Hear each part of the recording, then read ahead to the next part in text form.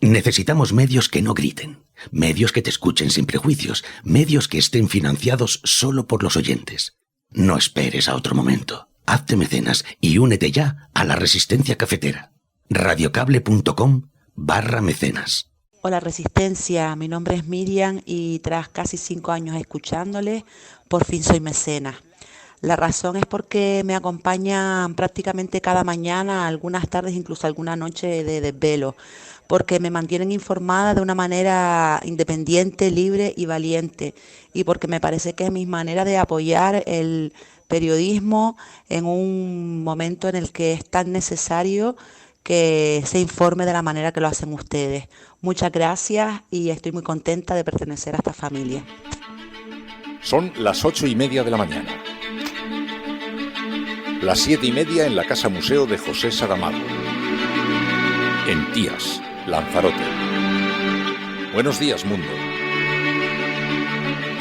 ¿Quieres un café? La Cafetera. En el programa La Cafetera de Radio Cable la ha entrevistado Fernando Berlín en La Cafetera. Durante 20 minutos en Radio Cable y dice todo lo que van a escuchar. Esta mañana en La Cafetera de Radio Cable. Radio Cable, que ha conseguido una auténtica primicia, ha entrevistado esta mañana y ha conseguido situar esa entrevista y lo que le ha dicho en los titulares de todos los... Dirige Fernando Berlín. Cuidado porque con las cosas que había dicho, que yo le oí la grabación del programa de Fernando Berlín, que lo... Mire, yo parafraseando a Radio Cable, no estás sola. So what happens if the boat has an accident, starts sinking? Do you get electrocuted if the boat sinks? The guy said, I've never thought of that actually, but I think I gave him an idea actually. Now, can you imagine the boat goes down and you're sitting on top of a battery? I don't feel good about that, right? Señor presidente, creo que se ha producido un hecho que nunca se había producido en este pleno. Es un acto de intimidación y de violencia física y verbal que es inadmisible, que es incompatible con la condición de concejal del Ayuntamiento de Madrid. El debate siempre tiene que ser un debate constructivo y tiene que ser un debate que en ocasiones es acalorado, pero que jamás puede suponer un acto de intimidación y de violencia física y verbal como la que hoy se ha producido aquí en el pleno. Daniel Biondi estaba en el uso de la palabra en la tribuna. Cuando ha acabado el uso de la palabra se ha acercado a mí con un papel en la mano, un acuerdo del Ayuntamiento de San Fernando de Henares que me ha dejado encima de la mesa, y en ese momento es cuando ha extendido la mano y con la palma abierta ha dado esos 3 cachetes en mi cara mientras decía en tono desafiante: te estás equivocando.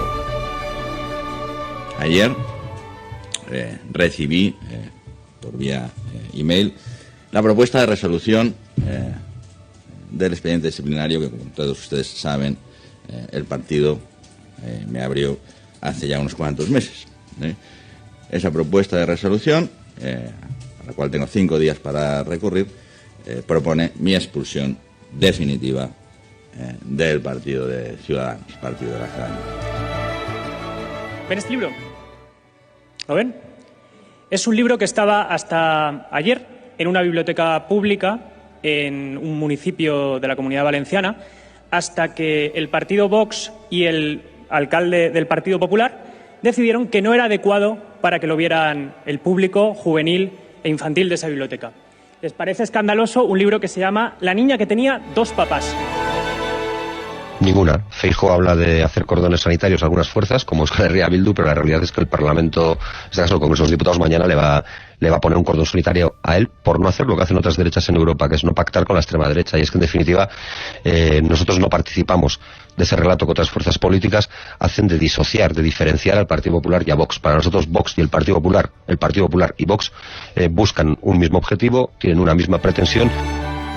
Sé que tenemos ante nosotros un desafío tremendo, que nos enfrentamos a fuerzas poderosas, no solamente desde el punto de vista político, sino también desde el punto de vista económico, que financian esas tesis políticas e ideológicas.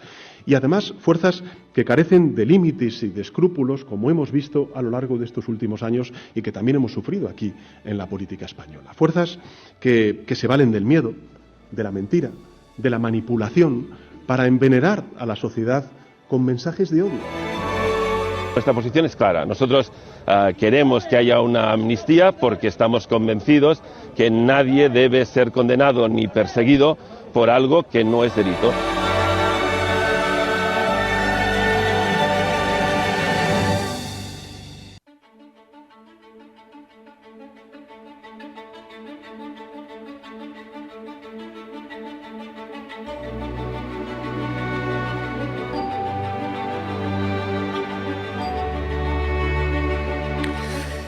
Bueno, pues ya lo habéis visto. Ya tenemos vodevil para el teatrillo de las próximas semanas. Muy buenos días, cafetera. Bienvenidos una mañana más a este espacio en el que tratamos de ofrecer alguna explicación a todo esto que está ocurriendo a nuestro alrededor. Hoy es viernes, los viernes abrimos en la cafetera el tiempo para el café de puchero. Cocinado a fuego lento, lo que significa que algunas de las secciones que vais a escuchar a continuación han sido grabadas en la jornada anterior, ayer. Hemos hablado, por ejemplo, de películas, de videojuegos, también de información internacional. Vais a escuchar algunas cosas francamente interesantes. Ayer os envié a través de Telegram un mensaje a los oyentes. Ya sabéis que tenemos un grupo de Telegram. Allí normalmente publicamos novedades del programa, damos adelantos. Bien. En este grupo hay un montón de gente suscrita, ¿eh? Pues en este grupo ya enviamos ayer una experiencia que podemos intentar repetir en otras ocasiones si ha salido bien. La película que vamos a tratar hoy en la cafetera se llama Reality. Es francamente recomendable. Es una película sobre un interrogatorio, pero fue un interrogatorio muy improvisado que le hizo el FBI a una analista de seguridad que trabajaba para la NSA en Estados Unidos. El FBI tenía la sospecha de que había filtrado documentos secretos y en el jardín de su casa y en una habitación la interrogaron y aquella historia es una historia que es real, es conocida, pero el tiempo del interrogatorio, que tiene una extraordinaria intensidad, ha sido convertido en película. Ayer, a través del grupo de Telegram, os envié un mensaje diciendo: tenéis que ver esta película para que mañana podamos hablar abiertamente de la misma en el programa, para que podamos comentarla si no tenéis plan, si os apetece. Bueno, no os la perdáis, hemos hablado en plata o plomo de eso. Es una película muy interesante, en todo caso para hoy, para mañana o para pasado, cuando tengáis un ratito. Se llama Reality. No es que sea sobre un reality show. Es que es el nombre de la protagonista en realidad, que ya en sí misma tiene un nombre peculiar. Bueno, hablaremos de eso, pero tenemos información internacional, hablaremos también de videojuegos. Está el sector de los videojuegos revolucionado porque han cambiado las políticas de pago de un motor de juego y los desarrolladores están como locos. Unity. Hablaremos después aquí en la cafetera sobre ese tema también. Y el resumen de la información, el resumen de las noticias. Feijóo afronta hoy la que todo indica va a ser la derrota definitiva de su investidura, eso sí, con algo de respaldo interno del Partido Popular.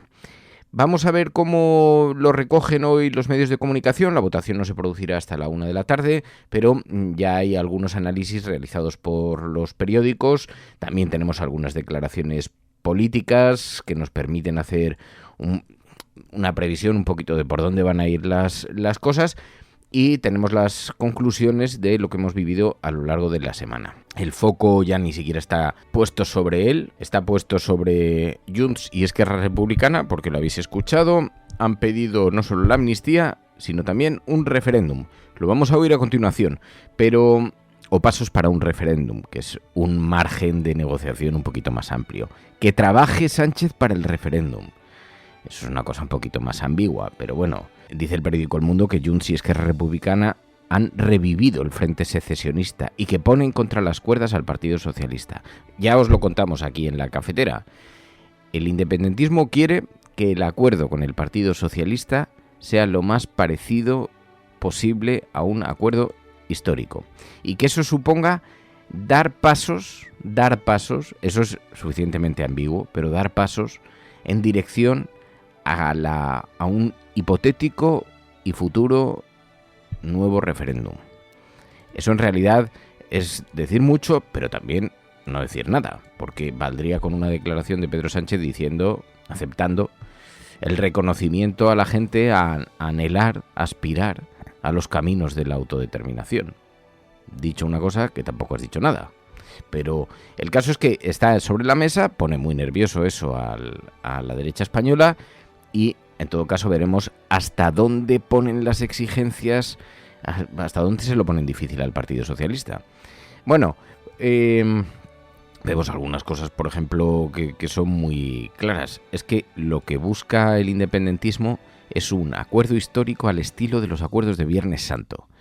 Claro, el PSOE preferiría una cosa más discretita, porque se le puede incendiar el país, incendiar el Partido Socialista. Así que vamos a ver, bueno, pues todo esto tenemos hoy sobre la mesa. Muy buenos días a todos, bienvenidos a este espacio, recordando los orígenes de la cafetera, cuando en medio de la noche, ¿os acordáis? Nos sentábamos aquí frente a Twitter para leer juntos la prensa y lo hacíamos de madrugada, sentado en pijama, sin emisión de vídeo ni todas esas sofisticaciones que nos marcamos de lunes a jueves. Así que con más tranquilidad abrimos el espacio para comentar la actualidad aquí en la cafetera. Soy Fernando Berlín, la persona que os va a leer esta mañana los periódicos. Buenos días.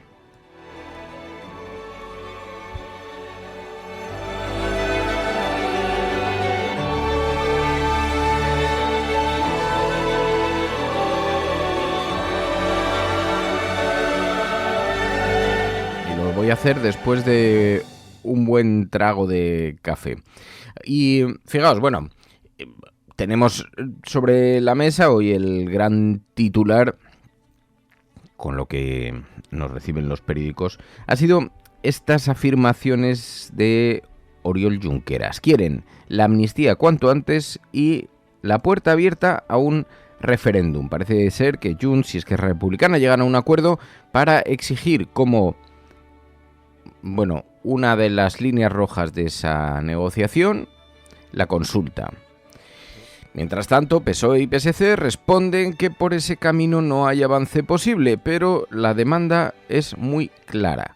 Lo dijo Oriol Junqueras ayer. Nuestra posición es clara. Nosotros queremos que haya una amnistía porque estamos convencidos que nadie debe ser condenado ni perseguido por algo que no es delito. Y estamos convencidos que el hecho de convocar y celebrar un referéndum no es delito porque no está recogido en el Código Penal. Por lo tanto, cuanto antes se solucione esta cuestión, cuanto antes se revierta esta injusticia, mucho mejor. Nosotros no renunciamos a nada que nos parezca justo y útil y tenemos muchas razones para desconfiar de muchos de los compromisos a los cuales llega el Partido Socialista, del mismo modo que también es evidente que en algunos aspectos ha habido acuerdos que sí que se han cumplido. Bueno, lo que pasa es que hay posibilidades de que algunas de estas cuestiones salgan adelante. A esta hora todo el mundo da por hecho que sobre la amnistía se va a trabajar, parece que eso ya lo dan por amortizado.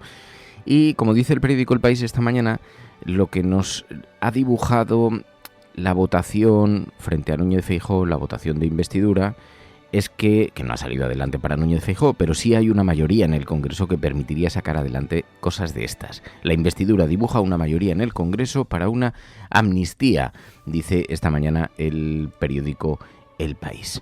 Mientras, es verdad, todo está sobre la mesa, el PNV no descarta nuevas elecciones.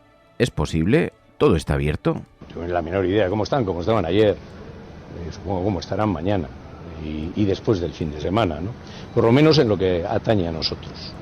No hay ninguna novedad y bueno, ya veremos. Además, ahora también hay que ver cuando decide el rey hacer una ronda, ¿no? No sé si lo querrá hacer inmediatamente con las prisas que llevaron a Zarzuela la otra vez, ¿no? O lo querrá hacer cuando vea que hay algo o no hay. Entonces, por lo tanto, no hay nada. No hay ninguna novedad. ¿Una investidura de Sánchez o unas elecciones? Pero, bueno, no tengo ni idea, no tengo ni la menor idea, ¿no? Pero yo no descarto, lo he dicho siempre, no descarto unas elecciones en absoluto. Bien sea porque Moncloa puede hacer también su cálculo demoscópico y pensar en un momento determinado que le viene bien así, o porque alguno de los grupos que está negociando, pues bueno, al final no llega a un acuerdo, ¿no? Con el grupo socialista, con el resto de los grupos, etcétera, ¿no? Por tanto, bueno, esto todavía está muy abierto, pueden pasar cualquier cosa y puede haber también una investidura, sí, también. Así que puede haber una investidura, pero puede haber repetición electoral, decía desde el PNV. Bueno, pues con las incertidumbres en la mesa, pero sí hemos visto a Pedro Sánchez insistiendo a lo largo de estos días de que habrá gobierno progresista, lo ha dicho una y otra vez, y mientras tanto también alertando sobre los peligros de la extrema derecha. Claro, Núñez Feijóo hoy se someterá a una investidura, a una votación en la sesión de investidura. A lo mejor todavía se pregunta por qué no tiene apoyos, por qué están tan solos en el Partido Popular. Hombre, es que solo te apoya la extrema derecha. Es que solamente has conseguido alinearte con ellos. Igual es que no estáis tan lejos. Igual es que la gente nos percibimos tan diferentes. Ayer alertaba precisamente de los peligros de la extrema derecha Pedro Sánchez sobre el discurso del odio. Sé que tenemos ante nosotros un desafío tremendo, que nos enfrentamos a fuerzas poderosas, no solamente desde el punto de vista político, sino también desde el punto de vista económico, que financian esas tesis políticas e ideológicas. Y además, fuerzas que carecen de límites y de escrúpulos, como hemos visto a lo largo de estos últimos años y que también hemos sufrido aquí en la política española. Fuerzas que se valen del miedo, de la mentira, de la manipulación, para envenenar a la sociedad con mensajes de odio. Fuerzas que predican el negacionismo, que desprecian la ciencia después de 4 años y tras haber sufrido una de las peores emergencias sanitarias como fue la pandemia de la COVID. Fuerzas antieuropeas, que rechazan lo que para nosotros es la piedra fundamental de la Unión, y es que Europa es por encima de todo una comunidad de valores y no simplemente una alianza supraestatal. Por tanto, la cuestión que me gustaría plantear en esta intervención es cómo hemos llegado hasta este punto, cómo es posible que una ideología que creíamos sepultada por la historia vuelva a envenenar el espacio público. Y evidentemente aquí en España podemos encontrar la respuesta, porque el ascenso de la ultraderecha es posible por algo muy importante, que estamos viendo también en el discurso del Partido Popular Europeo. Yo no sé muy bien por qué el Partido Popular Europeo, bueno, sí lo sé, están tan empeñados, ¿no?, en criticar al gobierno de coalición progresista español, ¿no? Pero si el ascenso de la ultraderecha es posible, es por la abdicación de una derecha convencional del Partido Popular que ha sido incapaz de resistir el embate de la ultraderecha y que termina sucumbiendo por flaqueza, por debilidad ideológica y también por miedo. Allá donde ha podido sumar con la extrema derecha, no ha dudado ni un segundo. Desde luego en España no lo ha hecho. No ha dudado ni un segundo. Hoy ambas fuerzas gobiernan, por desgracia, en distintas comunidades autónomas, en un país como es el nuestro, muy descentralizado. Nos parecemos mucho en términos sistémicos a lo que pueda ser la Alemania federal. También, por desgracia, gobierna en coalición con el partido de la ultraderecha en muchísimos municipios de nuestro país. Eso decía Pedro Sánchez. Claro, lo que se ha demostrado y lo que ha demostrado esta votación en el Congreso es que ante el que te vote chapote, la gente le preocupaba más el que te vote melitón. Así que no parece que haya provocado el efecto que perseguía la derecha, el miedo pues a los acuerdos con el independentismo, etcétera. Pero sí suscita bastante preocupación el ascenso de la extrema derecha en España. Ayer escuchábamos a Óscar Matute de EH Bildu.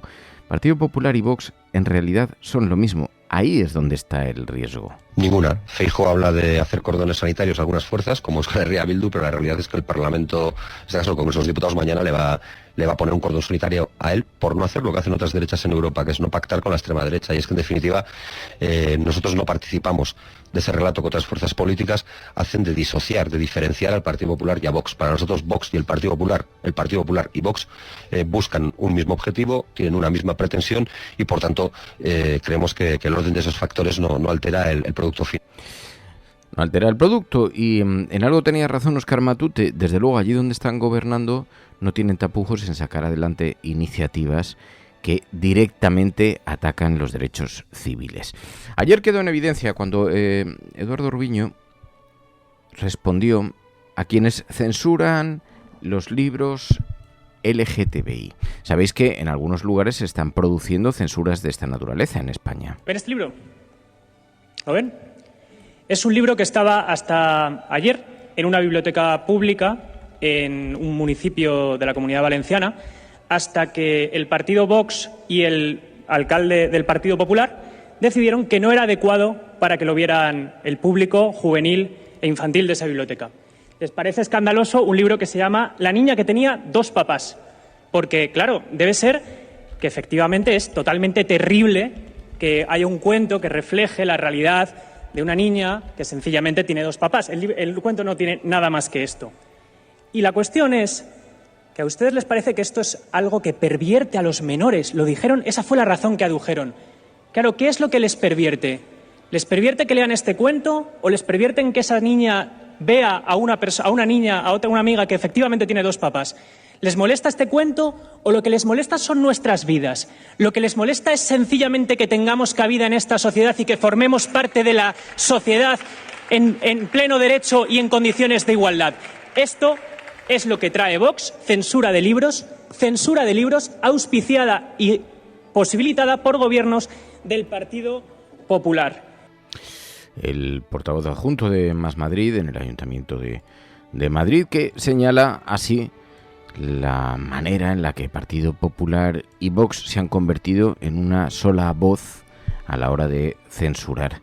Sabéis que esto ha sucedido, ha tenido lugar, lo hemos visto en Burriana, donde Vox ha censurado los libros de contenido LGTBI porque dice que pueden influir en los menores. Bueno, pues estos ejemplos que los estamos viviendo cada 2 días en nuestro país retratan, sí, el estado anímico de todo esto. Ayer, por cierto, claro, lo que pasa es que luego pues hay algunas torpezas que hacen que el debate se sitúe, torpezas muy bien aprovechadas por la oposición, que hace que el debate se sitúe en otros lugares. Ayer ocurrió algo en la Asamblea de Madrid. Estaba interviniendo un diputado socialista y decidió, en un gesto de arrogancia, darle 3 cachetes en el moflete al alcalde de Madrid. Las imágenes se ve clarísimo, no hay lugar a la duda. Al principio lo negó, luego lo reconoció, luego pidió disculpas a través de Twitter y luego presentó su dimisión. En realidad, lo que nos dicen a nosotros es que se le exigió el alta y se le dijo que dimitiese. Porque es un ejercicio de arrogancia superlativa, es un alcalde. Te podrá caer mejor o peor, te gustará más o menos. Todo el mundo decía en las redes, bueno, ya, pero es que Florentino Pérez ya le dio una colleja, ya. Florentino Pérez lo hará o no lo hará en función de si es conocido, amigo o compañero en el palco de los partidos de fútbol. Y no parece que eso le molestase al señor alcalde. Pero en medio de un pleno, dirigirte a todo un alcalde de una ciudad, por tonto que te parezca, y darle 3 toques en la cara, es de una arrogancia y de una torpeza absolutamente extraordinaria, porque ya tenemos festival para las próximas 6 semanas, porque ahora, en todos los guiones de todas las tertulias lo llevamos. Vamos a debatir sobre este incidente. Parecía que una cosa en el Ayuntamiento de Madrid podía ser una cosa menor. Bueno, pues fue expulsado este diputado del PSM, del Partido Socialista de Madrid. Señor presidente, creo que se ha producido un hecho que nunca se había producido en este pleno. Es un acto de intimidación y de violencia física y verbal que es inadmisible, que es incompatible con la condición de concejal del Ayuntamiento de Madrid. El debate siempre tiene que ser un debate constructivo y tiene que ser un debate que en ocasiones es acalorado, pero que jamás puede suponer un acto de intimidación y de violencia física y verbal como la que hoy se ha producido aquí en el Pleno. Daniel Biondi estaba en el uso de la palabra en la tribuna. Cuando ha acabado el uso de la palabra se ha acercado a mí con un papel en la mano, un acuerdo del Ayuntamiento de San Fernando de Henares que me ha dejado encima de la mesa, y en ese momento es cuando ha extendido la mano y con la palma abierta ha dado esos 3 cachetes en mi cara mientras decía en tono desafiante: te estás equivocando. Yo no sé qué pasa por la cabeza de alguien para dirigirse al alcalde, insisto, por mala imagen que tengas de él. Para dirigirse a un señor alcalde, darle 3 cachetes, hay que estar un poquito subido a la parra. Hay que creerse un poquito que camina sobre el agua, un poquito superior. Dirigirte al alcalde, darle 3 cachetes, ¡hala! Un poquito de arrogancia hay ahí. Dicho lo cual, ya es un comportamiento macarra, ¿eh? Ahora, no nos resulta tan raro viniendo de alguien que agarró a otro diputado y al grito de te voy a arrancar la cabeza le amenazó. Así que ya sabíamos, en fin, ya sabemos todos. Claro, no es que tenga un expediente muy bueno, quiero decir, este diputado que ahora ha dimitido o ha sido expulsado en realidad porque se le ha pedido, pero bueno, ha presentado su dimisión. Y por muchas disculpas que haya pedido, esto es impresentable y no podemos aceptar esto en la vida política. No lo podemos aceptar bajo ningún supuesto. Dicho lo cual, lo del Partido Popular es de traca. Rafael Hernando estuvo al borde de llegar a las manos, intentó enganchar directamente a Alfredo Pérez Rubalcaba en el Congreso de los Diputados, lo intentó pegar. Y ahí sigue el tipo. ¿Creéis que alguien le pidió el acta o creéis que a alguien le pareció mal? Pues le aplaudirían la gracia. Es inadmisible. Se mire por donde se mire. Lo fue entonces y lo fue ayer. Pero ha tenido consecuencia. El Partido Socialista ha obrado y lo han expulsado. Así que un poco más que argumentar. A ver si el Partido Popular aprende algo de esto. Mientras tanto, pues bueno, hoy vamos a tener esa votación en el Congreso de los Diputados. La expectación que hay es relativa. El diario.es dice que Feijóo afronta la derrota definitiva de su investidura con el respaldo interno del Partido Popular. Es verdad, los medios coinciden, los editoriales, los análisis, en que algo internamente le ha reforzado, o por lo menos no se ha desgastado. Por lo menos ha manifestado su fuerza frente a las otras corrientes que en el Partido Popular le pudieran estar haciendo la cama, como Isabel Díaz Ayuso, etcétera. Bueno, en Público.es, el Congreso pone fin a la ficción de la investidura de Feijóo, da el relevo a Sánchez. También vemos en Infolibre tratan este asunto con la mirada puesta en esa votación. Feijóo gana tiempo en el PP a costa de asumir las propuestas de Vox, y PSOE y Sumar creen que la investidura de Feijóo presagia una legislatura con récord de crispación, dice Infolibre esta mañana en su portada. Mientras tanto, en El Plural, Sánchez pide turno tras el descalabro de un Feijóo fallido y sin proyecto, y todas las miradas están puestas en las posibles negociaciones que pueda alcanzar con los grupos independentistas para ver si sale adelante esa amnistía o el referéndum. Según El Plural, el PSOE cierra las puertas al referéndum que exigen Esquerra Republicana y Junts, remarcando el diálogo dentro de la Constitución, pero os podéis imaginar cuál es la mirada. Hoy, por ejemplo, en El Confidencial, Pedro Sánchez y sus ministros harán pedagogía express sobre la amnistía. Los socios del PSOE temen una legislatura endiablada bajo la sombra del referéndum. También dice El Confidencial que el Partido Popular espera una ola de presiones para regalar la abstención al Partido Socialista. Claro, porque esto es muy fácil. Si el Partido Popular quiere evitar, ya no ha sacado adelante su investidura, ya no está encima de la mesa. Si quiere evitar que los independentismos exijan cosas que, en su opinión, sean líneas rojas, que se abstenga el propio Partido Popular y le dé los votos que necesita Pedro Sánchez.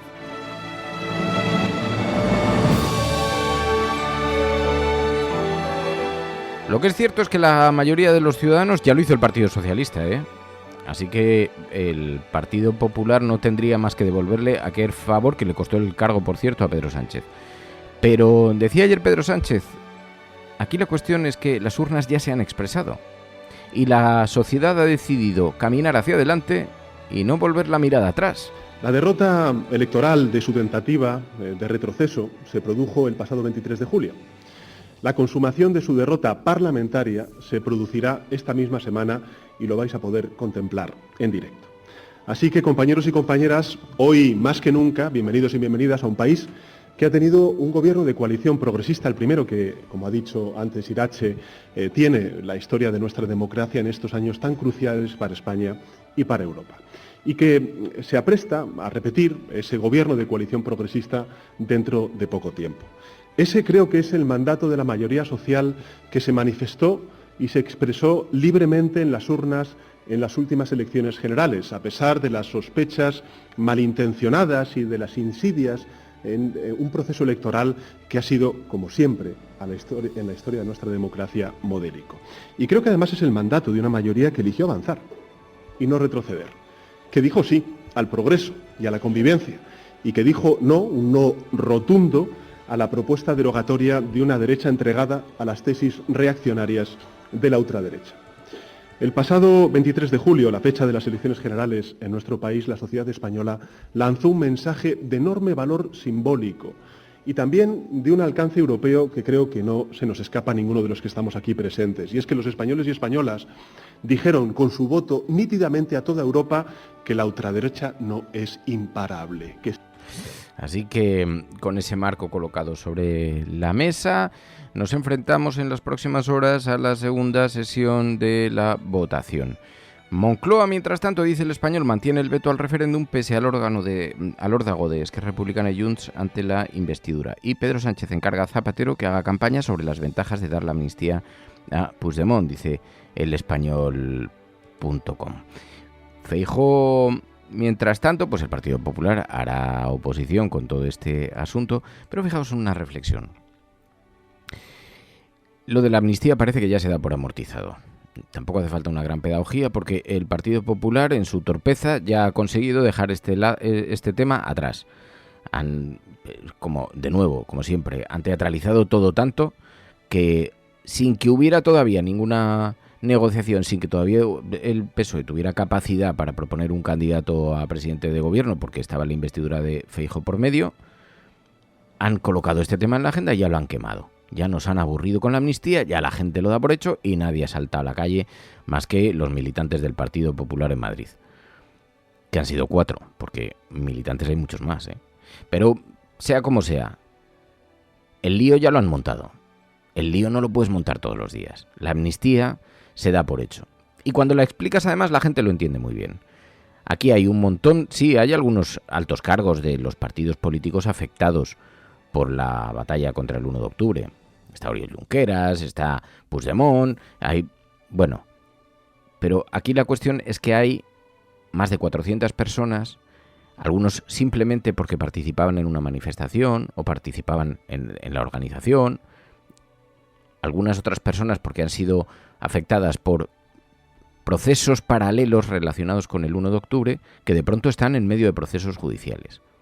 Alguien les tiene que poner una solución a esto. Y además es un problema heredado del Partido Popular. Porque, incluso no nos engañemos, esto que dice Oriol Junqueras tiene mucha razón.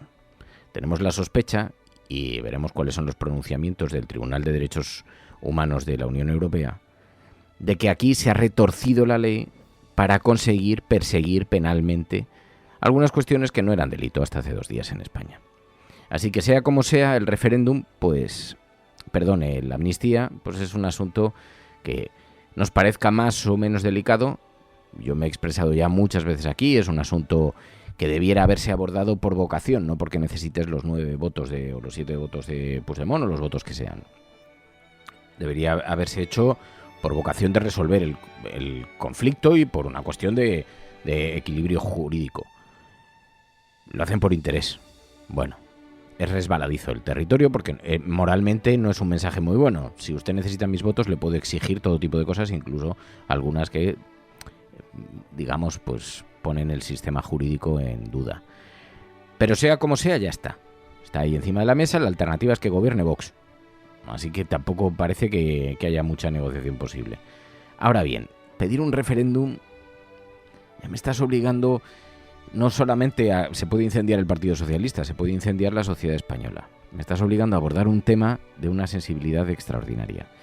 Que además estás pidiendo mediadores internacionales, porque va dentro de las propias palabras del discurso de Puigdemont. Si hay un mediador internacional, que ya esa va a ser otra polémica en España, ya os la adelanto, seguro. Ya se incendiará el Partido Popular por internacionalizar el conflicto, bla, bla, bla, todo eso. Pero claro, el independentismo quiere que esta negociación se haga solamente con un mediador, porque si no se hace con mediador no se fía de que se vayan a cumplir los acuerdos. Así que dicen, vamos a hacer un acuerdo histórico, vamos a poner un mediador, y ahí podríamos ceder en que la amnistía se haga al día siguiente de que te invistamos, no el día anterior. Hombre, cambia un poquito el mensaje, todos sabemos cuál es el juego, pero un poquito cambia. Pero luego ya está el capítulo del referéndum. Y sin embargo os voy a decir una cosa, un referéndum no es imposible. No es imposible.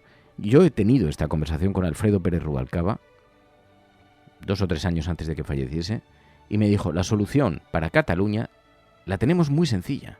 Sería convocar un referéndum nacional. Eso permitiría extrapolar los resultados en Cataluña.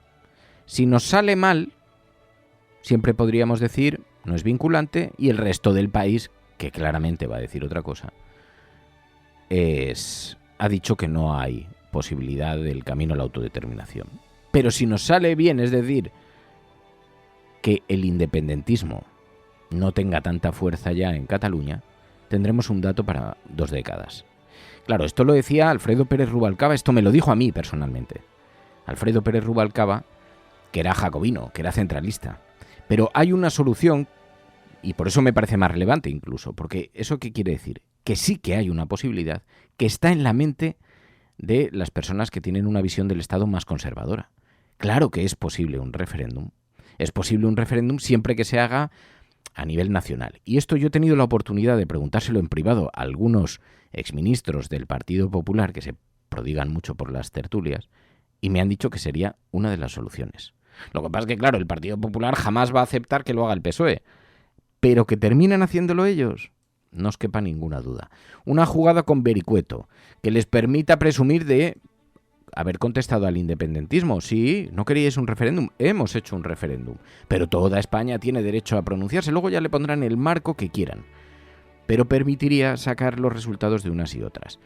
Esto es una operación que estaba en la mente, insisto, incluso de gente más conservadora, como dentro de esa visión del Estado, como Alfredo Pérez Rubalcaba, porque yo he tenido la oportunidad de conversarlo con él.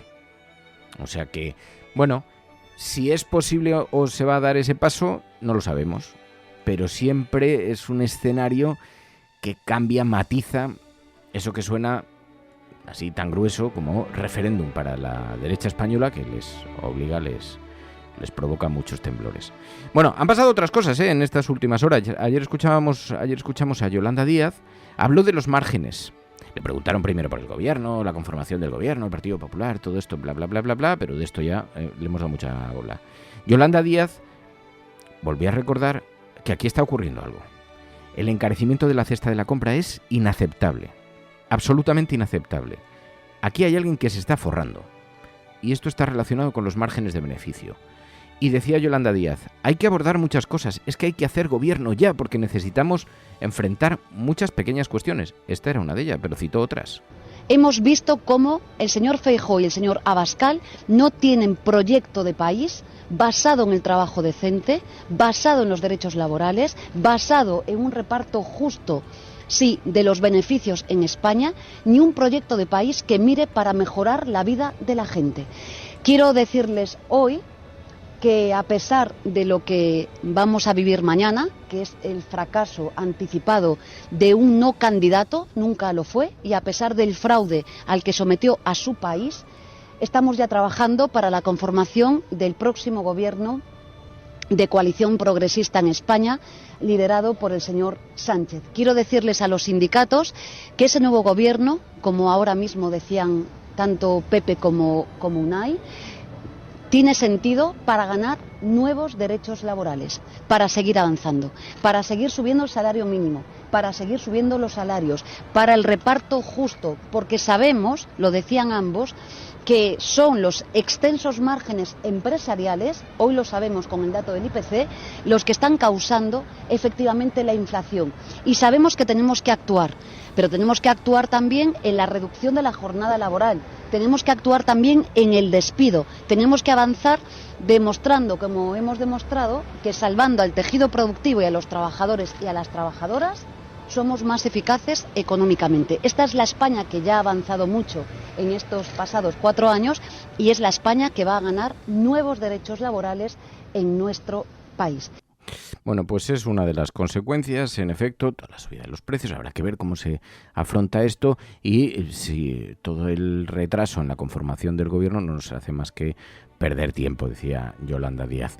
Bueno, ayer, otras noticias. Ayer supimos que Ciudadanos, el partido en descomposición, expulsaba a Francisco Igea. ¿Sabéis que Francisco Igea es el único procurador que tiene Ciudadanos en Castilla y León? Es uno de los pocos que le queda la formación naranja. Bueno, como Ciudadanos decidió no acudir a las elecciones generales porque no se veía preparado para asumir el despliegue que se necesita, tanto Francisco Igea como Edmundo Val se lanzaron a las críticas, dijeron cosas muy gruesas sobre Ciudadanos. Lo que querían era guardarse el dinero que quedaba en la caja. Hicieron algunas críticas muy duras, así que el partido les expedientó y han decidido expulsarlos. Recibí por vía email la propuesta de resolución del expediente disciplinario que, como todos ustedes saben, el partido me abrió hace ya unos cuantos meses. Esa propuesta de resolución, a la cual tengo 5 días para recurrir, propone mi expulsión definitiva del Partido de Ciudadanos, Partido de la Ciudadanía. Me he de decirles que, bueno, no puedo sino lamentar, ¿no?, la deriva final del partido, un partido en el que yo siempre he tenido la posibilidad, lo tuve con Albert Rivera, lo tuve con Inés, de defender mis posturas, incluso cuando no coincidían con las de la Ejecutiva Nacional, incluso siendo miembro de la Ejecutiva Nacional del partido. Ustedes recordarán, también en el año 2019 manifesté abiertamente mi discrepancia con la decisión del partido, cuando decidió, por ejemplo, no pactar con Sánchez cuando se sumaban aquellos 180 escaños. Esta ha sido mi manera siempre de entender la política dentro del partido y, desgraciadamente, bueno, pues de manera incomprensible el partido ha tomado esta decisión. Es decir, que no recurriré. Lo único que sí que diré en estos 5 días es que de ninguna manera admito que se diga que hemos insultado, denigrado o vejado personalmente a nadie, porque lo único que hemos hecho ha sido mantener unas opiniones sobre las decisiones políticas y estratégicas del partido. Dicho esto, esperaré la resolución definitiva con tranquilidad. Bueno, pues expulsado Francisco Igea, que es el último capítulo en el que estamos viendo la situación de Ciudadanos, de ese partido que supuso la gran esperanza para la derecha en España, para deshacer las alianzas de izquierdas. Bueno, y una última nota que quiero aportaros antes de que nos vayamos a la información internacional, porque es maravilloso. Ayer era objeto de análisis en el debate público. Donald Trump, que está muy activo en campaña en estos días, hizo unas declaraciones, el negacionismo frente al cambio climático, frente a las consecuencias del hombre sobre el ecosistema, abarca los territorios más inexplorados. Ayer Donald Trump se lanzó a criticar los motores eléctricos para barco. La situación fue tan surrealista, en ese tono tan despectivo que utiliza Donald Trump entre la provocación y la broma, que hizo una crítica sobre los motores eléctricos para barcos diciendo que, claro, que eso no va a poder prosperar nunca porque si se hunden te electrocutas. El cachondeo en la red fue extraordinario, primero porque hay centenares ya de barcos que tienen motores eléctricos, además de los submarinos, pero la frivolidad. What happens if the boat has an accident, starts sinking? Do you get electrocuted if the boat sinks? The guy said, I've never thought of that, actually, but I think I gave him an idea, actually. Now, can you imagine the boat goes down and you're sitting on top of a battery? I don't feel good about that, right? En realidad yo creo que hemos entendido mal a gente como Donald Trump, porque se les ha caricaturizado populistas, cuando en realidad lo que tenemos son comediantes. Son comediantes a la vieja usanza, solo que ahora se dedican a la gestión económica. Tenemos a alguien, claro, hay amigos míos humoristas que me dirán, oye, un poco de respeto a los humoristas, pero es el club de la comedia. El tipo se pone ahí en el escenario, lanza 4 sandeces, el personal se descojona de risa, pero es que luego le votan. Pero le votan porque les hace reír, porque les cae simpáticos, aunque sea a través de la provocación. Bueno, vamos a la información internacional con Pilar de la Peña. Programas de radio, de televisión en España, la prensa burlándose de nuestra propuesta. Podrán decir todos los periódicos del mundo lo que quieran. Que la democracia va a ganar. En España, el ex vicepresidente del gobierno... En España finaliza el recuento de votos en los comicios municipales y autonómicos con una participación del 64%. Rodrigo Rato is under investigation. Dejaré lo mejor de mí, para poder estar a la altura de la confianza que ustedes me han entregado. No olvidamos justicia, verdad, respeto. Seguimos. Bueno, pues ya sabéis, en La Cafetera abrimos un capítulo cada semana para hablar de la prensa internacional, la forma en la que hablan sobre nuestro país, sobre España, cómo proyectan la imagen de España en el exterior, y lo hacemos junto a Pilar de la Peña. Pilar de la Peña, buenos días. Hola, buenos días. En una semana en la que, claro, todo el protagonismo lo ha tenido la investidura de Núñez Feijóo. Ayer los oyentes de La Cafetera titularon "La realidad embiste a Núñez Feijóo", pero en efecto era un intento de investidura. ¿Qué tal ha sido recogido por la prensa internacional, Pilar? Pues más o menos en esos términos. Bueno, han hablado sobre todo de fracaso anunciado, de misión imposible, de sueño imposible. Es verdad que a lo largo de toda la semana han estado relativamente pendientes de la sesión de investidura, han explicado a sus respectivas audiencias lo que estaba sucediendo en España, aunque no han estado muy pendientes de lo que se decía en sí mismo en la sesión de investidura, ¿no? Al revés que la prensa española que ha sido, bueno, que ha estado analizándolo en detalle, ¿no? Así de lo que se dijo y del discurso de Feijóo no ha habido tantas crónicas. El Financial Times, por ejemplo, sí que hizo una destacando pues las críticas y, digamos, el ataque del líder del PP contra Sánchez por todo el tema de la amnistía, pero en esencia lo que realmente la prensa internacional ha puesto de relieve es que se daba esta especie o esta sesión de investidura sin realmente tener posibilidades reales de ser elegido. Ya te digo que desde Liberación, por ejemplo, hablaba de la misión de investidura imposible de Feijóo. ABC News y varios medios estadounidenses hablaban de cómo estaba muy lejos y que bueno, que no tenía posibilidades de hacerlo. Varios medios franceses también, ya te digo que fracaso anunciado una vez que se ha confirmado que no ha podido superar las votaciones en el Congreso. Pues así es un poco el titular general, o candidatura condenada, por ejemplo, decía The Guardian.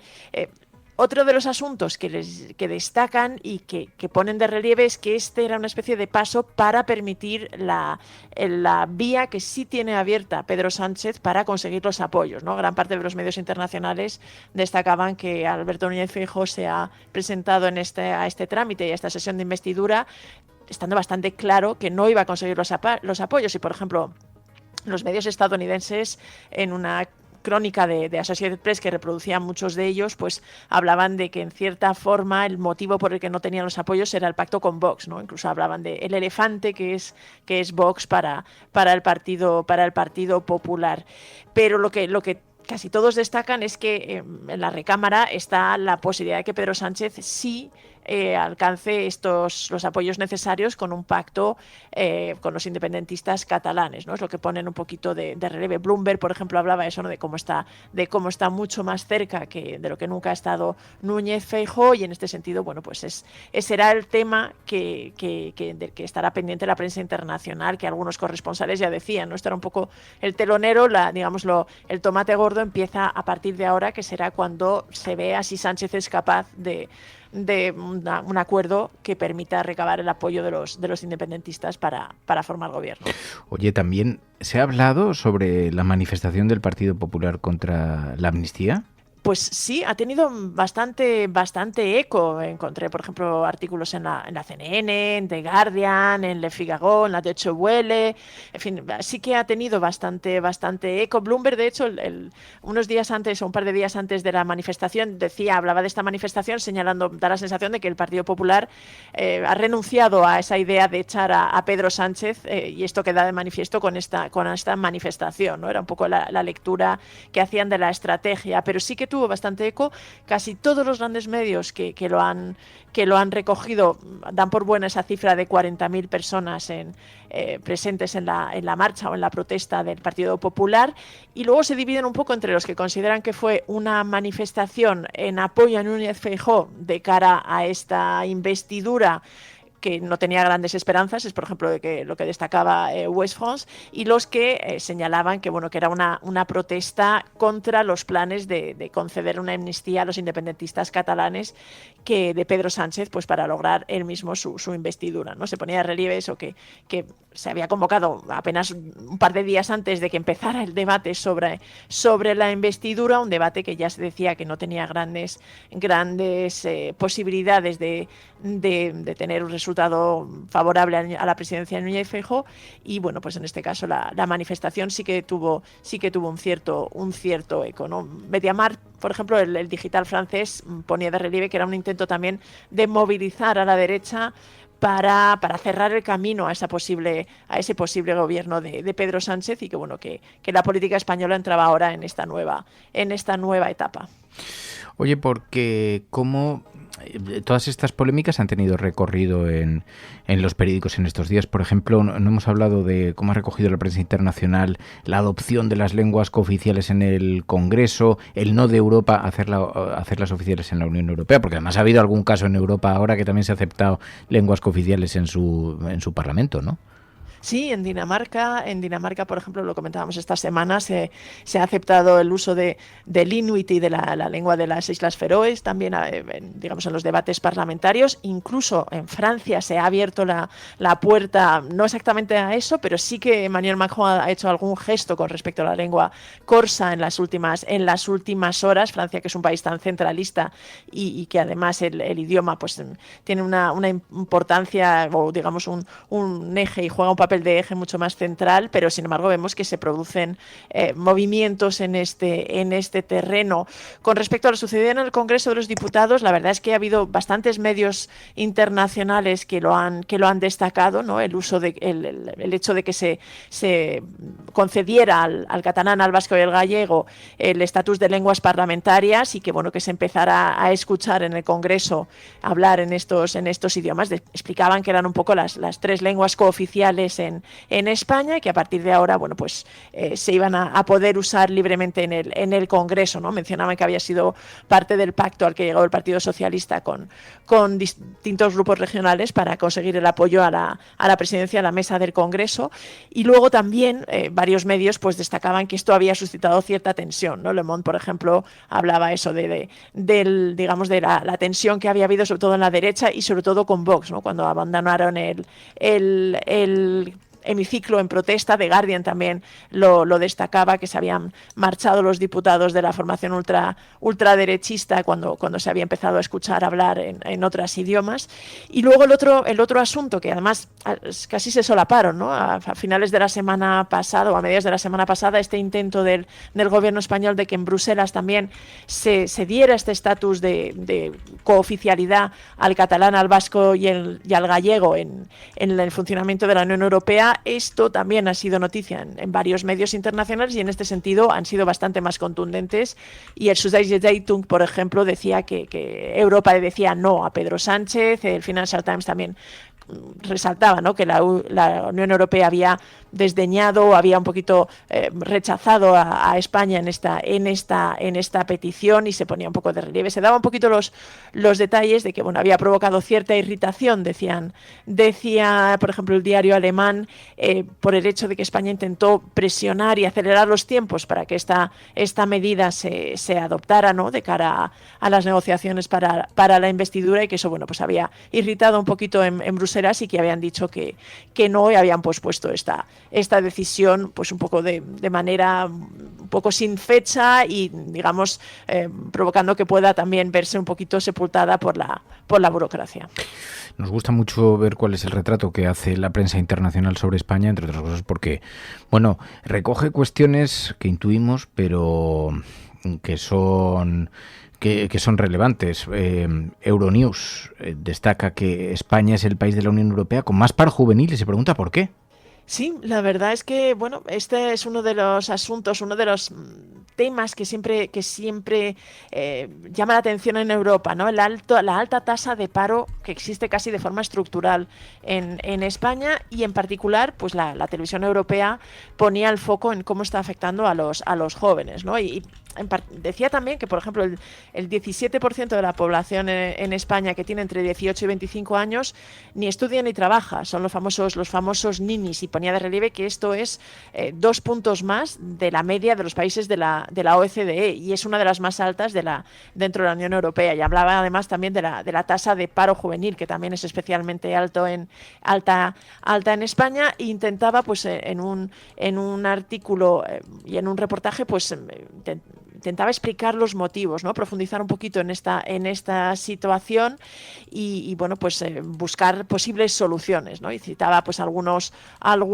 expertos que hablaban primero de una combinación explosiva de factores, aunque la mayor parte o digamos el grueso de las razones que se explicaba en el reportaje tenían que ver con la educación, ¿no? Por un lado, con las altas tasas de abandono escolar temprano que existe en España, que decía, por ejemplo, el reportaje, que es la segunda más alta de la Unión Europea, solo después de Rumanía, y luego del problema que se daba que, a diferencia de otros países donde, por ejemplo, los ninis, es decir, quienes ni estudiaban ni trabajaban, había un componente un poquito de voluntariedad, en el caso de España era muy alto el porcentaje de jóvenes que buscaba empleo, pero no lo tenía porque no lo conseguía, ¿no? Y hablaba un poquito de que esto se debía también al desfase entre formación y oferta de empleo, ¿no? Pues un poco a ese abandono escolar temprano y al hecho de que no hubiera, que muchos de estos jóvenes pues no pudieran acceder a los empleos que sí había por la falta de formación. Y destacaba que realmente las lecciones para España pasaban en esto, ¿no?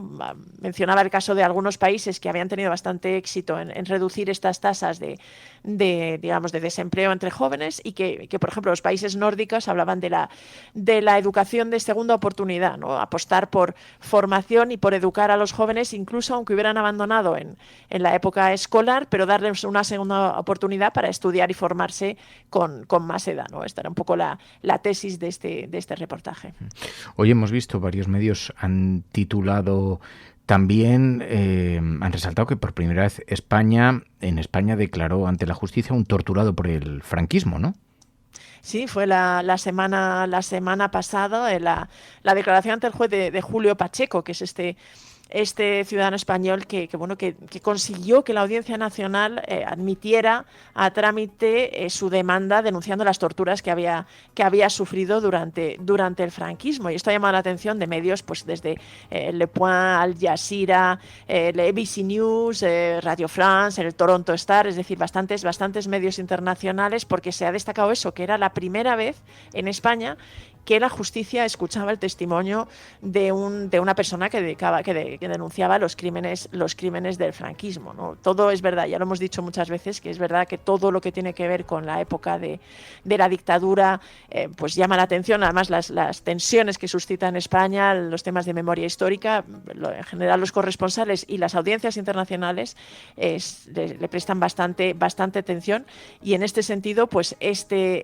testimonio, los detalles de esta víctima, ¿no? De este Julio Pacheco que denunciaba pues cómo había sido torturado, que de hecho se explicaba en los artículos que uno de los comisarios a los que acusaba y a los que responsabilizaba por tortura era precisamente José Manuel Villarejo, que una vez que lo había identificado por la exposición en los medios del excomisario, pues se había animado a hacer esta denuncia, porque se destacaba que el caso de tortura que denunciaba había tenido lugar en su época de estudiante y más o menos en 1975, en la época final del franquismo. Pero bueno, se ponía de relieve que con esta declaración, que era el titular que destacaban varios medios internacionales, se empezaba a romper un poquito el muro de impunidad, que era una especie de grieta en ese muro de impunidad que seguía existiendo en España con respecto a los crímenes del franquismo. Oye, Pai, y en Bloomberg sacaron un artículo sobre el alcalde de Pontevedra, llamó la atención porque lo ponían como una referencia. El primero, que colocó como prioridad a los peatones cuando aquello no era cool, decían. Sí, es una reivindicación del caso de Pontevedra que realmente quizá no sea tan conocido en España, pero es una de las ciudades que está considerada un poco pionera y como un ejemplo y un modelo a seguir por la peatonalización que se inició en 1999 con Miguel Fernández Flores, que fue elegido entonces alcalde de la ciudad y que realmente ha conseguido cambiar la cara de esta localidad gallega, pues primero limitando el número de coches que podían entrar, reduciendo luego los que podían aparcar, ampliando, además primero lo hizo en el centro histórico, luego lo fue ampliando y realmente ha conseguido cambiar la cara de la ciudad, ¿no? Y antes de que esto fuera cool, ¿no? Que era el titular de Bloomberg, de este reportaje de Bloomberg en el que ponían de relieve pues lo logrado y entrevistaban a este alcalde porque explicaban eso, que ahora pues realmente Pontevedra era considerado un modelo porque además había conseguido que la ciudad,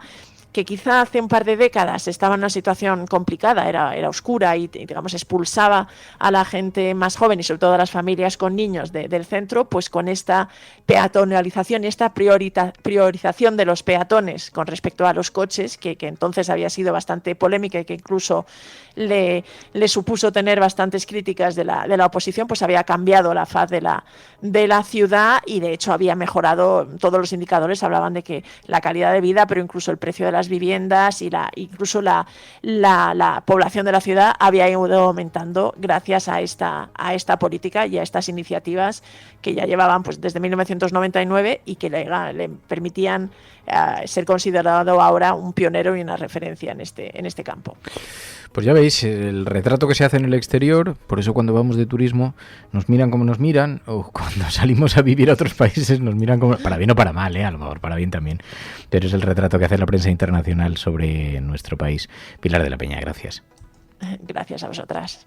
No esperes a otro momento. Hazte mecenas y únete ya a la resistencia cafetera.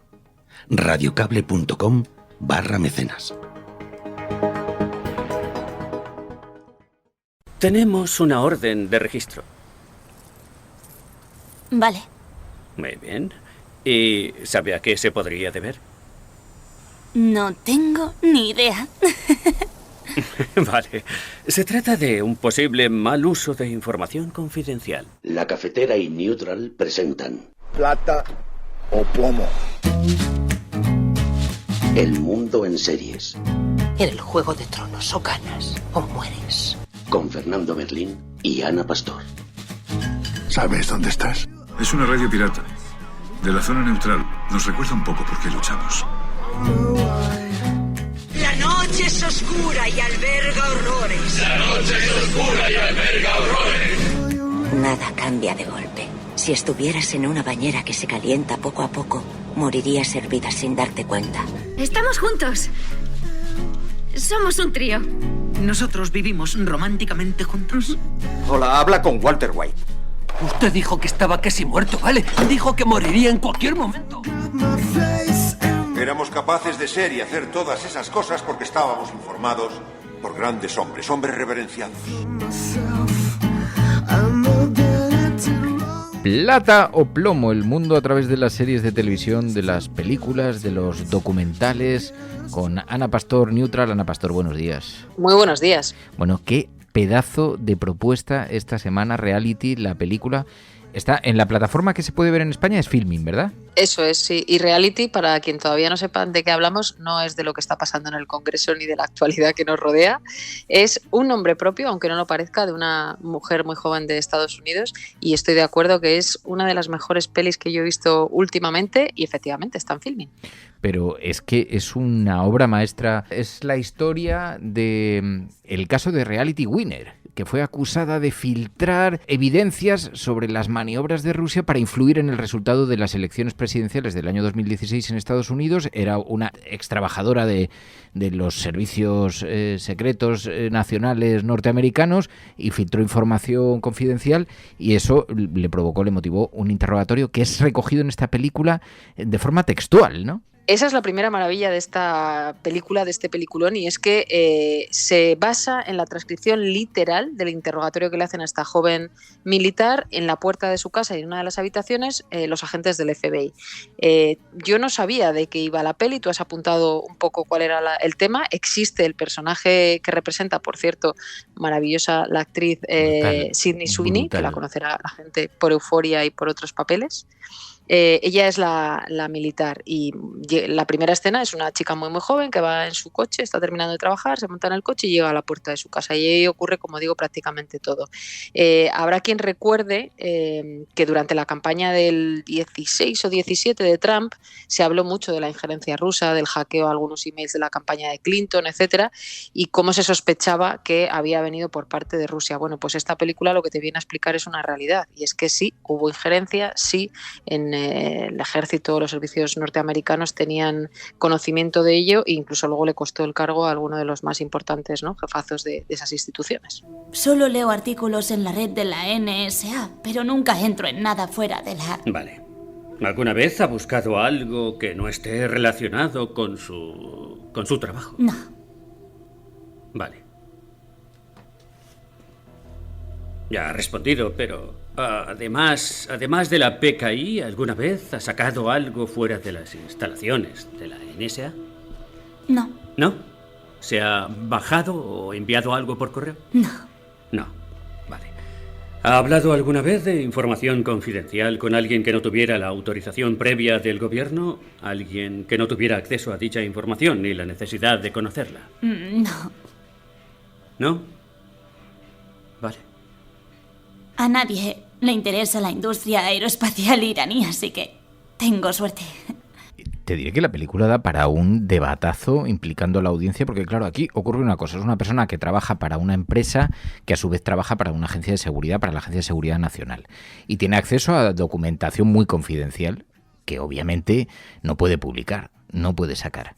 Pero por delante de ella pasan evidencias, pasan pruebas de que esas elecciones pues han sufrido de la interferencia de Rusia, apoyando a Donald Trump. Claro, tú tienes la responsabilidad, si crees en la democracia, crees en tu país, crees en los procesos electorales, tienes una responsabilidad, pero a ti se te ha contratado para que no tomes esas decisiones, para que simplemente analices y pases otro tipo y traduzcas, porque además ella creo que era traductora en realidad.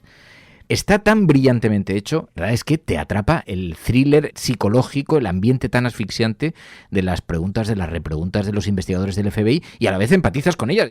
Es brutal. Sí, son 80 minutos que, como tú dices, pasan volando. El contexto del interrogatorio, que no conversación, hace que pienses que es una conversación. Ella para el coche en la puerta de casa, va a sacar las bolsas de la compra y ahí hay dos tipos que le empiezan a preguntar y ya se baja del coche, todo como muy normal, no nos imaginemos una detención con pistolas, no, como si fueran tus vecinos preguntándote por el perro, por el gato, y lo que es una conversación aparentemente cotidiana en realidad es un interrogatorio que quiere llevarla a confesar lo que ha hecho. Seguramente mucha gente que nos esté escuchando recordará otro caso muy muy conocido, que es el de Snowden, que tiene ramificación con este que estamos contando. Snowden fue el primer, digamos, gran filtrador, fue quien nos contó al mundo entero, no el primero, porque también tenemos el tema de Wikileaks, pero Snowden le contó al mundo entero que Estados Unidos estaba espiando a muchísima gente, ¿no? Snowden se marchó a Rusia, como sabéis, y uno de los medios que publicó esta historia fue The Intercept, que es el medio al que esta militar filtró también la información, y es el periodista, quiero recordar, de origen brasileño que montó este medio después de aquello y que también aparece, como digo, mencionado el medio en la película. Es una maravilla y que también me recuerda, no sé si tú al verla pensaste lo mismo, aquí en España hubo una película que se llama B de Bárcenas. Sí. Que se basa única y exclusivamente en el interrogatorio del juez Ruz, en este caso, a Bárcenas cuando desvela todo el tema de la contabilidad del Partido Popular. De manera brillante eso se llevó al cine y la verdad es que es una idea buenísima, porque es que es pura acción, aunque todo ocurra en pocos metros, ¿no? Sí. Luego, esto es muy interesante, porque ya en clave cinematográfica es muy interesante ver cómo la realidad supera la ficción. No necesitas de grandes recursos cinematográficos para contar una historia muy bien contada, más allá de el guión que te da una transcripción, que esto es alucinante porque, hombre, tiene un juego de cámaras que está bien, pero digamos que no utiliza recursos muy sofisticados, igual que ocurría en B de Bárcenas. Todo el peso lo tiene la conversación y la actuación de los actores.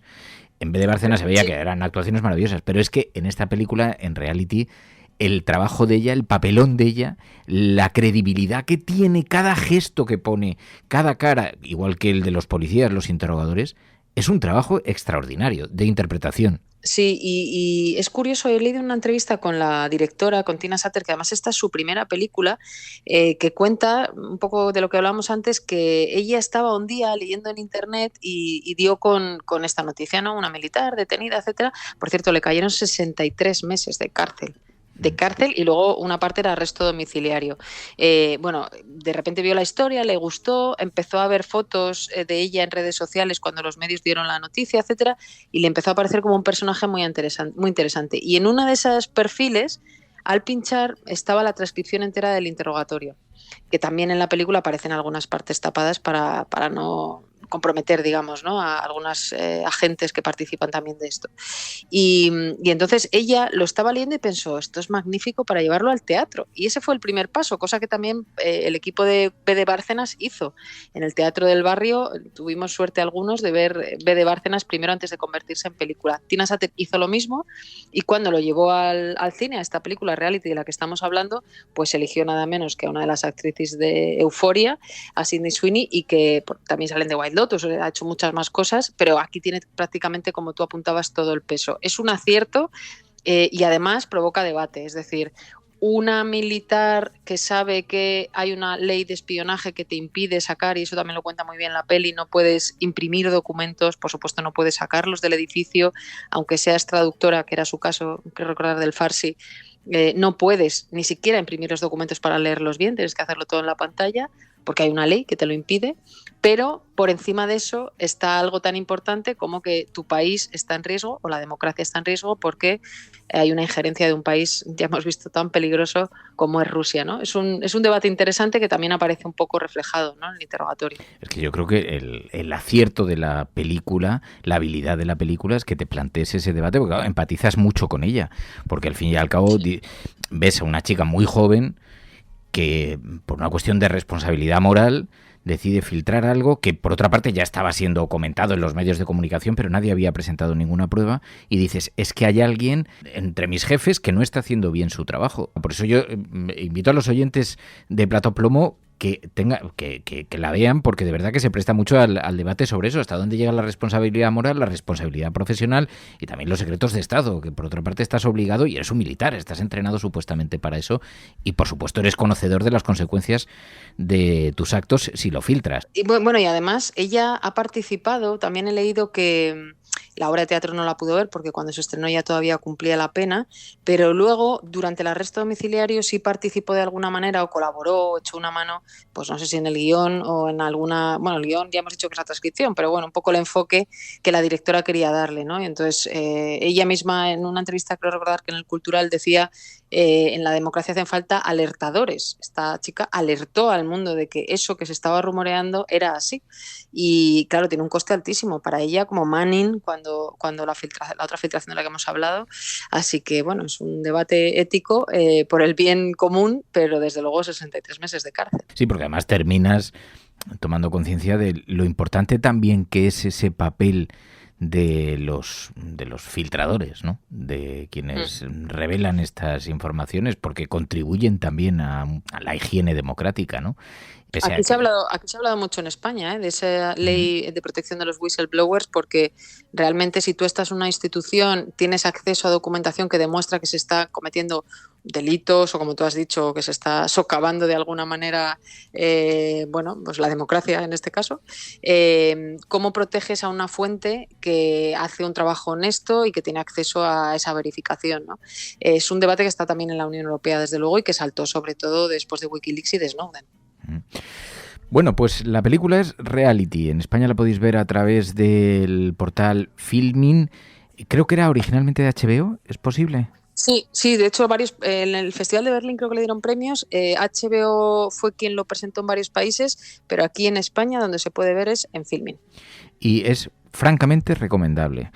Ana Pastor, Plato Plomo, Neutral. Gracias. Gracias.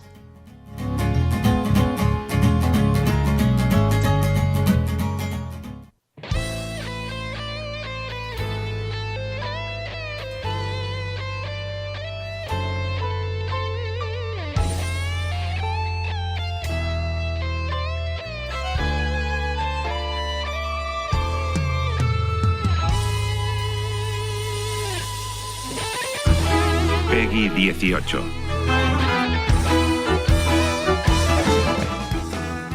Que me gusta a mí lo del Peggy 18, pero no necesariamente, ya sabéis que no es que se trate de contenidos para adultos. Los viernes hablamos en la cafetera, abrimos un capítulo para hablar de entretenimiento digital, de videojuegos, y lo hacemos siempre en compañía de los oyentes que nos van sugiriendo temas, proponen quién participa, quién nos hace de guías en este proceloso mundo. Y esta semana Víctor Fernández, muy buenos días. Muy buenos días. Oye, ¿cómo me alegro de hablar contigo? ¿Cuántas ganas tenía de que volviéramos a hablar, Víctor? Y además, Víctor es desarrollador de videojuegos, trabaja en el mundo de la programación, los videojuegos, bueno, en un campo muy específico, porque tiene un nombre concreto tu actividad, ¿no? Sí, yo soy game designer. Básicamente somos las personas que nos encargamos de ver un poco cómo va a ser el juego en el sentido de las mecánicas, qué es lo que le hace divertido. Digamos que es una posición creativa. ¿De qué va a ir el juego? ¿Cuánto saltas? ¿Cuánto daño hacen las armas? Etcétera, etcétera, etcétera. Así que los juegos a los que jugáis pues tienen detrás equipos muy grandes, pero entre ellos pues hay una persona que hace ese diseño, que se imagina cómo tienen que ser las dinámicas de juego, cómo tienen que ser los movimientos, las armas, etcétera, etcétera, y ese es Víctor. Y oye, es que me fascina, porque además tú has estado trabajando para algunas empresas, pero ahora trabajas, que retrata muy bien también el tiempo que estamos viviendo. Ahora trabajas para una compañía de Noruega, pero trabajas desde España. Sí, efectivamente. Yo trabajo de forma remota en una compañía que se llama Snowcastle Games y básicamente tenemos muchísima gente alrededor del mundo. Hay mucha gente en Noruega, en Oslo, pero hay mucha gente alrededor del mundo. Creo que contamos hasta 14 nacionalidades en esta empresa. 14 nacionalidades. ¿Habías trabajado antes para ellos o no? No, es la primera vez y de hecho es mi primera experiencia profesional a nivel internacional, ¿no? Porque siempre he estado pues más en España y tal. Y la verdad es que he visto cambios muy significativos, sobre todo en lo que es las políticas de cara de trabajador. Entonces, antes de que saltemos a hablar de entretenimiento digital y todo eso, como me había contado esto Víctor, digo, oye, esto es que tenemos que hablar de ello también en el programa porque me parece fascinante. Vivimos en un mundo en el que efectivamente hay debates muy diferentes en cada país, pero hay políticas laborales en países como Noruega, porque la empresa es noruega, nos decías. Sí. Y te tienen contratado en España, pero se preocupan mucho, por ejemplo, porque el tiempo que destinas a tu familia o ese tipo de cosas, ¿no? O sea, tienen unas políticas sociales muy intensas, a pesar de que, digamos, ahí no necesariamente tampoco son progresistas, sino que ahí está como muy metido en el código genético que a los trabajadores hay que cuidarlos y hay muchas políticas sociales, ¿no? Sí, por ejemplo, para que se haga idea la gente que nos está escuchando, muchas veces en España, ¿no? Digamos que el empleador intenta impulsar a los trabajadores para que el trabajo sea lo primero. Pero para ellos el trabajo es lo segundo, lo tercero, ¿no? Lo primero tu familia, tu bienestar, etcétera. Entonces, por ejemplo, en esta empresa tenemos una jornada flexible. Tenemos que hacer unas horas o tenemos que cumplir unos objetivos, pero podemos trabajar cuando queramos en el día, ¿no? O, por ejemplo, otra cosa, si un día nos ausentamos por enfermedad, lo típico, que coges un catarro, no te encuentras bien o lo que sea, no tienes que justificarlo, simplemente avisar y, oye, si estás 3 días o más enfermo, sí que necesitaríamos pues una justificación médica, pero un día malo puede estar cualquier persona, ¿no? Ese tipo de cosas es la primera vez que me lo encuentro a nivel laboral y la verdad es que, claro, a mí como trabajador, imagínate, aumenta mi bienestar y por lo tanto soy más creativo o estoy más feliz trabajando y eso se ve en la calidad final, ¿no? Hombre, Noruega es un país que tiene muchas políticas sociales, así que uno lo presupone, pero creo que en alguna ocasión también nos han dicho, oye, vamos a subir los sueldos porque está subiendo mucho la inflación, han subido muchos los precios y esto hay que hacerlo. Claro, eso de forma general es que no se me ocurre a mí en una empresa española. A lo mejor hay algún caso que haya sucedido, ¿no? Pero que están como muy preocupados por el bienestar de quienes trabajan allí, ¿no? Sí, yo de hecho alucinaba porque en el último Global Meeting nos dijeron que nos iban a subir a todos en base a la inflación y tal. Y claro, y dijeron, y además lo vamos a hacer en base a inflación noruega, que creo que están en un 5,8 o estaban por ahí en ese momento. Y claro, yo alucinaba porque, bueno, la ventaja en España es evidente, ¿no? Estábamos a un 2,4, me parece, en aquel momento. Y yo le preguntaba a mis compañeros, ¿pero esto es real? ¿Esto se hace? Y ellos lo aceptaban con normalidad como, sí, no te preocupes, esto es perfectamente normal aquí. Y yo alucinando, imagínate. Están como muy preocupados y tal. Trabajar para una empresa, porque claro, yo lo estoy escuchando y digo, yo necesito trabajar para una empresa noruega, pero no sé en calidad de qué, pero alguna empresa noruega habrá que les caiga yo bien. Te ha obligado, entre otras cosas, por ejemplo, a trabajar en inglés. Sí, la cuestión es eso, ¿no? Evidentemente, pues allí, creo que soy el único español, el primer español de hecho, entonces allí la gente habla en inglés, es el lenguaje vehicular, la documentación es en inglés, entonces, bueno, de alguna forma, sí, hay que hablarlo todos los días y la cuestión es que fuera tenemos un poco fama los españoles de que no hablamos muy bien, ¿no? Entonces, claro, durante las entrevistas recuerdo que estaban un poco sorprendidos al respecto de que pudiera mantener una conversación fluida y demás. Pero yo ya sé que es un poco triste decirlo, ¿no? Pero la verdad es que para ese tipo de trabajo buscar fuera y saber inglés es necesario. Y digo que es triste porque la mejor realidad sería que pudiéramos trabajar todos aquí en España, ¿no? Y contar con la garantía de que vamos a tener unas buenas condiciones y demás, pero no siempre es el caso, ¿no? Claro. Pero bueno, este mundo en el que vivimos y la tecnología nos está permitiendo pues la descentralización, trabajar para empresas que tienen su sede en otro país completamente diferente, en un ámbito como el de los videojuegos. Bueno, pues hay una polémica enorme de la que nos hablaba Víctor, que está relacionada con el sector de desarrollos de videojuegos, porque hay un escándalo gigantesco en torno a un motor de desarrollo. Esto nos lo vas a tener que explicar bien. Hay una empresa que es propietaria de un motor de juego. ¿Qué es exactamente un motor de juego? Bueno, un motor de juego es una especie de herramienta central que solemos utilizar muchas empresas en los desarrollos, que básicamente contiene todo lo complejo del juego, es decir, cómo funciona, imagínate, la luz, las físicas, las cosas más técnicas y más dentro de lo que es técnicamente un videojuego. Entonces, hay empresas como, en este caso vamos a hablar de Unity, ¿no? Pero Unreal y otras muchas empresas que se dedican a hacer estos motores y dejarlos listos para que los desarrolladores solo tengan que desarrollar el juego y centrarse en el contenido y no en las cuestiones tan técnicas, ¿no? Porque es muy complejo de hacer hoy en día. O sea, vendría a ser como un procesador de datos a un escritor. O sea, el programa que te permite, pues ahí meter toda la creatividad ¿no? O sea, es una especie de motor que permite... Exactamente, sí, imagínate, es el Word para nosotros, es el Photoshop para nosotros, es algo así, ¿no? Claro. Entonces es esencial hoy en día, porque los juegos son tan complejos hoy en día que programar todo eso por ti mismo lleva demasiado tiempo y una inversión muy grande, ¿no? Pero entonces hay una compañía que se llama Unity, que junto a Unreal de Epic Games son unos de los motores más utilizados en el mundo, se emplean en consola, en PC, en juegos para móviles, y entonces ha anunciado cambios en su modelo de negocio, pero esto ha puesto al sector patas arriba. Sí, es correcto. Hace unos días anunciaban unos cambios muy drásticos. Para que os hagáis la idea, al principio, hace años, Unity funcionaba de esta forma. Digamos que tú podrías acceder al motor de forma gratuita y si alcanzabas los $100,000 anuales, pues a partir de ese momento te iban a obligar a pagar una licencia anualmente por cada equipo que utilizara el motor en tu empresa, ¿no? Esto era bastante asequible porque la licencia no costaba tanto dinero, eran 1.000 y algo, entre 1.000 y 2.000 euros por equipo, ¿no? Más o menos. La cuestión es que han cambiado el modelo y a partir de ahora ellos mantienen esas licencias que comentaba antes, pero adicionalmente han metido que a partir de los $200,000 anuales, cada instalación del juego que se realice, incluso varias instalaciones por un mismo usuario, el desarrollador tendría que pagar 20 céntimos por instalación.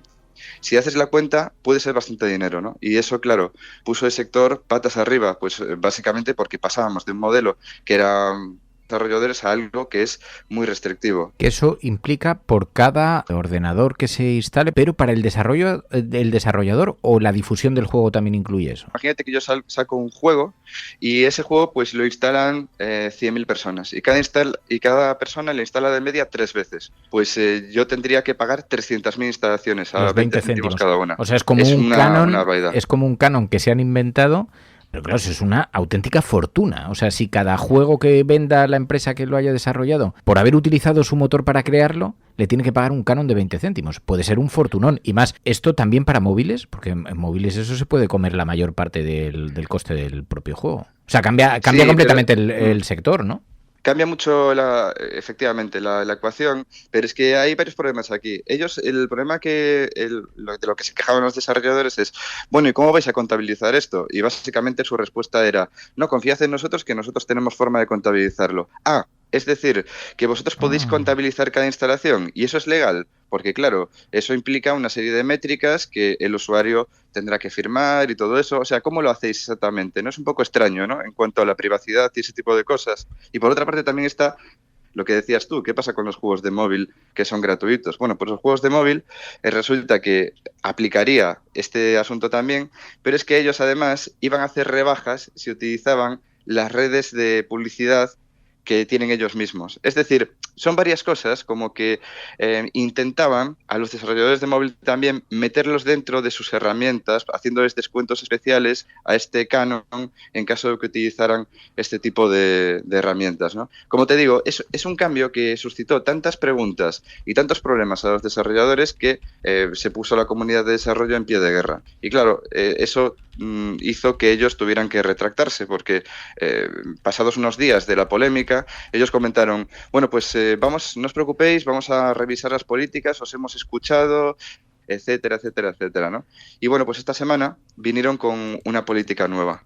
Que es una política pues pero esto ha más sido laxa. Por la revolución que se ha montado en la comunidad de usuarios, ¿no? Sí, desde luego. Hubo estudios muy importantes que dijeron, a partir de ahora no vamos a desarrollar con Unity. Y esto trajo un efecto cascada, porque claro, estudios más pequeños, al ver que los grandes hacen esto, dicen, bueno, pues si ellos no se fían de esta compañía, pues ¿por qué me voy a tener que fiar yo, no? Entonces, claro, eso creó un efecto en cadena y muchas empresas importantes de videojuegos pues han comunicado abiertamente en redes sociales y demás que ya no iban a trabajar más con ellos, ¿no? Por eso se tuvieron que retractar. Claro. Y lo que pasa es que me decías, el daño en todo caso ya está hecho, porque hay muchas empresas que ya han perdido la confianza, ¿no? Sí, porque básicamente anunciaron esta semana un nuevo modelo, ¿no? Que es mucho más razonable, que básicamente el desarrollador tendría dos opciones. Una, alcanzados los $200.000, pues pagar un 2,5% de los ingresos mensuales, y por otra parte la segunda opción sería que los desarrolladores podrían, en su lugar, pagar por instalaciones, pero las instalaciones las declararían ellos. Y únicamente la primera de las instalaciones, no instalaciones recurrentes, ¿no? Entonces, claro, el desarrollador puede escoger. Pero ¿qué pasa? Es lo que decías tú, Fernando. El daño ya está hecho. La confianza de esta empresa se ha visto muy degradada. Y ese es el motivo por el que ni siquiera esto está funcionando bien. Hay mucha gente que está pasando a otras herramientas. Claro. Y todo esto para hacer una reflexión en torno a la unilateralidad. Cuando uno utiliza programas o incluso redes sociales, pues lo estamos viendo con Twitter, programas de terceros, lo que sucede es que tienen una capacidad para cambiar las normas por las que se rigen, para cambiar el contrato que se tiene, para cambiar que claro, pone muy en peligro. O sea, al final cambian sus políticas unilateralmente. Estás totalmente sometido a empresas terceras. Sí, efectivamente. El problema, Fernando, es que ese poder que tienen algunas de las compañías actualmente para poder cambiar unilateralmente las normas del juego, y esto nos afecta a todos. Entonces, claro, la cuestión de esto está en que es muy difícil ahora para un desarrollador fiarse de este tipo de empresas, porque dicen, bueno, y si viene un martes y me cambian las políticas y de repente pues me quedo, ¿sabes?, colgado, o mi empresa depende precisamente de la cantidad de royalties que me van a cobrar. Claro, imagínate todo el tema, ¿no? Es un tema muy, muy, muy complejo. Y claro, la cuestión es que como compañía, que tú dependes, es decir, todo depende de esto, pues ¿cómo lo afrontas, no? Precisamente hablaba con algunos compañeros desarrolladores de otras empresas y tal, y me decían, claro, es que si yo tengo un juego subido a una tienda, ¿no? Y es un juego, imagínate, como servicio, y lo tengo que actualizar el año que viene, pues ¿qué hago?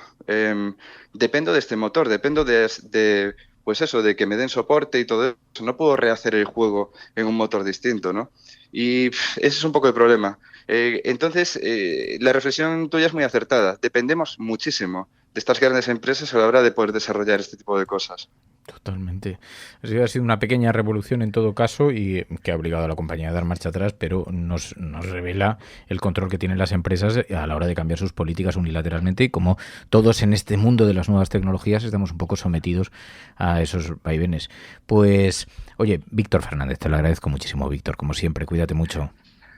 Lo mismo y muchas gracias por contar conmigo. Que vaya fenomenal. Muy fuerte. Adiós. Hasta luego.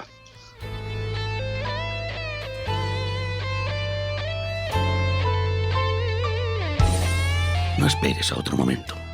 Hazte mecenas y únete ya a la resistencia cafetera. radiocable.com/mecenas.